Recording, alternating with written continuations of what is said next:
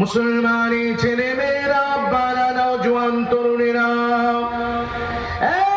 নবী পাকের গোলামেরা, আমার আপনার নবী, দয়ার নবী হাবিবুল্লাহ মদিনার মসজিদে ছিলেন না। আল্লাহ নবী, দয়ার নবী হুজরা শরীফের ভিতরে ছিলেন। সাহাবায়ে কেরামরা মসজিদুন নববীতে বসে বসে নিজেদের ভিতরে আলোচনা করছেন, দ্বীনের বিষয়ে আলোচনা করছেন। একজন এক কথা বলেন, আরেকজন আরেক কথা বলেন, একজন এক কথা বলেন, আরেকজন অপর কথা বলেন, নিজেদের ভিতরে আলোচনা করছেন। ওই সময়তে মদিনাওয়ালা হুজরা শরীফ থেকে বাইরে বের হয়ে রাসূলুল্লাহ তার সাহাবায়ে কেরামদের মাঝে একেবারে মসজিদুন নববীর মেঝেতে বসে গেলেন। যদি বলুন না সুবহানাল্লাহ, মাটির মেঝে গো, সেই মেঝেতে হুজুর এসে বসে গেলেন। আবার হুজুরের স্ট্যাটাস দেখো, जी बलागल उला बे कमाल ही, कोई हद है उनके उरूज की, ऐसा कोई महबूब कहीं होगा न कहीं है, बैठा है चटाई पे मगर आर्श नशी है। যে মানুষটার সম্মান আর শাজিম পর্যন্ত, সেই মানুষটা নিচে বসতে তার কোনো গাওয়ারা নেই। আর আমাদের এখানে চেয়ার নিয়ে মারামারি হচ্ছে না, হচ্ছে না? কথা বলে না, চেয়ার নিয়ে মারামারি, কে চেয়ারে বসবে? আপনারা আজকে নিচে বসেছে, আমার আল্লাহ যেন রাসূলের সাদকায় আপনাদের সকলের মাকামকে যেন রূহানি মাকাম, দুনিয়াবি মাকাম, দোনোটা মাকামকে আমিন আল্লাহ বুলন্দ করে দেন। বলেন আল্লাহুম্মা আমিন। দরুদ শরীফ আল্লাহুম্মা সাল্লি আলা ওয়া আলা আলি সাইয়্যিদিনা। মুসলমান ভালো করে বুঝে যান, আমার আপনার নবী, দয়ার নবী হাবিবুল্লাহ ওই চেয়ারে বসলেন না, হুজুর আমার নিচে বসলেন। চেয়ার নিয়ে মারামারি হচ্ছে না, হচ্ছে? হ্যাঁ, আর দেখেছে কেমন কি অবস্থা, কি অবস্থা? আমাদের এমনি তাবারুক খেলে হজম হয় না, আর যারা চেয়ার নিয়ে মারামারি করে তাদের লিভার কত ভালো, খাপুরের রাস্তার জন্য পাথর দুগুলো খেয়ে হজম করে দিল, কিচ্ছু হলো না। আল্লাহ কবুল করে। আমি অনুরোধ করবো আপনারা যদি একটু সামনের দিকে চলে আসেন, যে জায়গাগুলো রয়েছে ফাঁকা একটু দিতে হবে ঢাকা, একটু সামনের দিকে একটু মহাব্বতে চলে আসুন, এক জায়গায় হয়ে যায়। এই ওয়েদার খুব সুন্দর হয়েছে, আল্লাহ চাইলে আমরা ঠিক নির্দিষ্ট সময়ের মধ্যেই আমাদের প্রোগ্রামটা শেষ করবো মাশাআল্লাহ। এই খাঁপুরের লোক এত দিনদার, এত মহাব্বতের মানুষ, বলার সাথে সাথে মুরব্বী বাবাজি পর্যন্ত চলে এলেন। যুবকরা সামনে চলে আসেন, আমার যুবক ভাইরা একটু সামনে চলে, এই যুবক ভাইরা একটু সামনে আসেন। আল্লাহ আপনাদের সকলকে জান্নাতে এইভাবে একসঙ্গে জায়গা করে দিন। বলেন আল্লাহুম্মা আমিন, বলেন আল্লাহুম্মা আমিন। একটু আমরা এক জায়গায় হয়ে যাই, বাবাজিরা একটু পিছন থেকে সামনের দিকে এক জায়গায় এসে বসুন। এমনি তো বসা হয় না, আজকে জলসা উপলক্ষে নবীর খাতিরে সব দ্বন্দ্ব বিভেদ ভুলে আমরা একটু একসাথে বসে যাই। আল্লাহ আমাদেরকে কবুল করুন। বলেন আল্লাহুম্মা আমিন, বলেন আল্লাহুম্মা আমিন। জি, অসুবিধা হচ্ছে না তো? দুঃখ নিচ্ছেন না তো? জি, মুসলমান মনে রেখে দেন, আমার আপনার নবী দেন নবী তিনি যেই বসলেন, বসার পরে সাহাবাদের আলোচনা শুনতে লাগলেন। সাহাবারা এইবার নবীজিকে পেয়ে একটার পর একটা প্রশ্ন করতে শুরু করেছেন। হুজুর এই মাসলাটা কি হবে? এটা সহিহ বুখারী মুসলিমের হাদিস বলছে। হুজুর এই মাসলাটা কি হবে? হুজুর তার সমাধান বলে দিলেন। আরেকজন জিজ্ঞেস করছে, হুজুর ওই মশলাটা কি হবে? হুজুর বলে দিলেন। আমার নবী পাক সাল্লাল্লাহু আলাইহি সাল্লাম তিনি তাকে আবার একজন প্রশ্ন করছে, হুজুর এটা কি হবে, ওটা কি হবে, অমুক কি হবে, তমুক কি হবে। দীর্ঘক্ষণ যখন এই প্রশ্ন চলতে শুরু করেছে, ওই সময়তে সহিহ বুখারী মুসলিমের মুত্তাফাক আলাইহির হাদিস, রাসূল পাক সাল্লাল্লাহু আলাইহি ওয়াসাল্লাম তিনি মেম্বারে উঠে দাঁড়িয়ে পড়লেন। তার চেহারা মোবারক লাল হয়ে গেল। হুজুর আমার মেম্বারে উঠে দাঁড়ালেন, দাঁড়িয়ে তার চেহারা মোবারক লাল হয়ে গিয়েছে। আল্লাহ নবী জালালিতে চলে এলেন, এসে বললেন, जो पूछना है मुझे पूछो, मैं जवाब देने को तैयार। জোরে বলুন না সুবহানাল্লাহ। তো সব এক ধাপ থেকে বলো, কি জানতে চাও বলো, যা জানতে চাইবে আমি রাসূলুল্লাহ তোমাদের প্রত্যেকের প্রশ্নের জবাব দেব। একজন উঠে দাঁড়ালেন, দাঁড়িয়ে বললেন, হুজুর আমার বাপের নাম কি? প্রশ্ন দেখেছে? আচ্ছা বলুন তো, কারুর বাপের নাম এটা কি দিনের কোনো অংশ? এতে কোনো আমলের বিষয় আছে? আপনি আপনার বন্ধুটি নির্বাচন করতে পারবেন, কিন্তু বাপ মা নির্বাচন করতে পারবেন না। ও जो मुकद्दर में है वो होके रहेगा।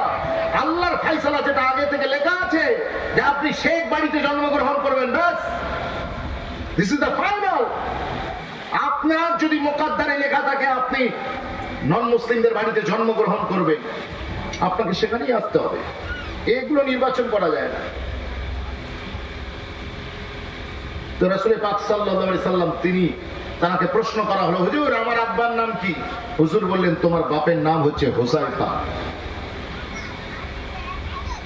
বললেন হুজুর ইনি কি আমার অরিজিনাল বাপ? তার মানে জাহিলিয়াতের জামানায় একটু নানাবিধ সমস্যা ছিল, আমরা ওইদিকে বেশি ডিসকাস না করে আমি মূল কথায় ফিরে যাই। তো তিনি বলেন হ্যাঁ এটা তোমার অরিজিনালি বাপ। আরেক দুজন উঠেছেন দু ভাই, উঠে বলছেন হুজুর আমাদের বাপ কোনটা? বলে তোমাদের বাপ যেদিকে তোমাদের নিসবাত করে দেওয়া হয় সেটাই তোমাদের বাপ, সেটাই তোমাদের অরিজিনাল বাপ। একজন একটা প্রশ্ন, আর একজন আর একটা প্রশ্ন, সামনের দিক থেকে একজন, পিছনের দিক থেকে একজন, ডান দিক থেকে একজন, বাঁ দিক থেকে আর একজন। তরুণেরা একটা প্রশ্ন জবাব করতে লেগেছে। আমার আপনার নবী দয়ার নবী হাবিবুল্লাহ একটার পর একটা জবাব দিয়ে যাচ্ছেন। হঠাৎ করে মাঝখান থেকে একজন উঠে পড়ে বললেন হুজুর আপনি আমার প্রশ্নের উত্তর দিন। বলে কি প্রশ্ন? বলে হুজুর আমি জান্নাতি না জাহান্নামী? আমি জান্নাতি না জাহান্নামী? যেই বলেছেন আমার নবী সঙ্গে সঙ্গে তিনি বলে দিলেন তুমি জাহান্নামী। একেবারে তার চোখ মুখ সব লাল হয়ে গিয়েছে লজ্জায়, মাথা হ্যাঁ বসে পড়েছে। বুঝতে পারছেন সিচুয়েশনটা কোন জায়গায় যাচ্ছে? কিছু জিনিস রাজ আছে, সেটাকে রাজ রাখতে দিন। जो राज है उसे रहने दीजिए, इसको मत ओपन कीजिए। বিশ্বাস করুন যেটা গোপন সেটাকে গোপন রাখুন, এটাকে খোলার দরকার নেই, কারণ খুললে পোল খুলে যাবে আমাদের অনেকে। আপনি গুনাহ করেছেন নো প্রবলেম, ইনসান তো গুনাহ করবে, ইনসান যদি না গুনাহ করে তাহলে আল্লাহর কাছে মাফিটা চাইবে কেটা? আল্লাহ বলেছেন তোমরা যদি গুনাহ না করে তওবা না করো তাহলে আমি আল্লাহ গুনাহ না করলে আরেকটা জাতিকে আমি আল্লাহ সৃষ্টি করব, যারা গুনাহ করবে আর গিড়গিড়িয়ে আমি আল্লাহ আমার চৌকাঠে তওবা করবে, আমি সেই বান্দাদেরকে ভালোবাসবো। বলুন না সুবহানাল্লাহ। ইনসানের খাসলাতের ভিতরে আল্লাহ দিয়ে দিয়েছেন গুনাহ করার তাকাত, গুনাহ করার ক্ষমতা আল্লাহ দিয়ে রেখেছেন। মানুষ গুনাহ করবে, কিন্তু মানুষ গুনাহ করে তার উপরে ডিটে থাকলে, মজবুত হয়ে থাকলে, শুধু গুনাহই করতে থাকলে তাহলে সে শয়তান হয়ে যাবে। আর যদি গুনাহ করে তওবা করে আমার আল্লাহ তাকে ফারিস্তা বানিয়ে দেবে, আল্লাহ ফারিস্তা নিষ্পাপ বানিয়ে দেবে। আমার আল্লাহ আমার পরওয়ারদিগার পিরিয়া তিনি তার হাবিবকে দিয়ে সব বলাচ্ছে। তো আমি আর আপনি গুনাহ রাত্রে করে ফেলেছেন গুনাহ, আপনি জানেন, আপনার রব জানে, এটা পর্দা আল্লাহ দিয়ে দিয়েছে। আপনি গুনাহ করেছেন আর দয়াময় আল্লাহ তাতে পর্দা ঢেলে দিয়েছে। আর সকাল হতেই আপনি বন্ধুদের কাছে গিয়ে বসে গল্প শুরু করে দিলেন, আমি গত রাত্রে এই গুনার কাজ করেছি। মনে রাখবেন যেটা রাজ ছিল আপনি সেই রাজকে প্রকাশ করে দিলেন। কিয়ামতের দিন আল্লাহর কাছে আপনি মাফ চেয়েছেন দুনিয়াতে, মনে করুন এইটা বলে দেওয়ার পরে আল্লাহর কাছে মাফ চেয়েছেন, আল্লাহ মাফও করে দিয়েছেন। কিয়ামতের দিন আপনি যখন জান্নাতে যাচ্ছেন, যাকে আপনি গুনার কথাটা বলেছিলেন সেই ব্যক্তি রাস্তা দান করিয়ে দেবে, দিয়ে আল্লাহ চৌকাঠে আপিল করবে, মাওলাই কারীম এই তো সেই ব্যক্তি যে গত রাত্রে মারাত্মক রকম গুনাহ করেছিল, ও নিজে মুখে আমার কাছে স্বীকার করেছে, ও নিষ্পাপ হয়ে গেল কি করে? ওর তো জান্নাত নয়, ওর জন্য তো জাহান্নাম। যেটা আপনার আর আপনার রবের মাঝে ছিল সেটা আপনি পাবলিক করে দিলেন। ওই জন্য গুনাহ করে ওটা প্রকাশ্যে বলা যাবে না। কথা বুঝতে পারছেন? গুনাহ করে প্রকাশ্যে বলা যাবে না, এতে দুটো লোকসান। একটা হচ্ছে আপনার নিজের, আর একটা সমাজের। নিজের যেটা সেটা বললাম, যেটা সমাজের সেটা হলো সমাজের লোক আপনার গুনাহ শুনে তারা উদ্বুদ্ধ হবে গুনাহ করতে। আমার নবী পাক তাকে বললেন তুমি জাহান্নামী। যেই বলেছেন মাথা হ্যাট হয়ে গিয়েছে। এইবারে যে সাহাবা ইকরামদের মধ্যে হালচাল পড়ে গিয়েছে, আরে আমরা কি প্রশ্ন করছি হুজুরকে? যদি আমরা একটা করে একটা এইভাবে প্রশ্ন করতে যাই, হুজুর যদি সত্য কথা, সত্য নবী, সাদিক নবী, আমিন নবী একটা করে সত্য বলতে শুরু করে দেয়, তাহলে আমাদের অবস্থা কোন জায়গায় গিয়ে দাঁড়াবে? সঙ্গে সঙ্গে উঠে দাঁড়ালেন অর্ধ পৃথিবীর শাসক, যিনি মদিনায় বসে তাকবীর দিতেন আর রোমের বাদশা যার হুঙ্কারে ঠকঠক করে কাঁপত। বিশ্বাস করুন, আবু বকর সিদ্দিক দুনিয়া থেকে বিদায় নেবার পরে আমার নবী পাক সাল্লাল্লাহু আলাইহি সাল্লাম আবু বকর সিদ্দিকের শানে, আবু বকর সিদ্দিক যখন হায়াতে ছিলেন তখন আমার নবী ঘোষণা করেছিলেন, শোনো, আমার আবু বকর এমন একটা জাতের নাম, আবু বকর নিজে কোনোদিন দুনিয়ার তামান্না করেনি আর দুনিয়াও আবু বকরের তামান্না করেনি।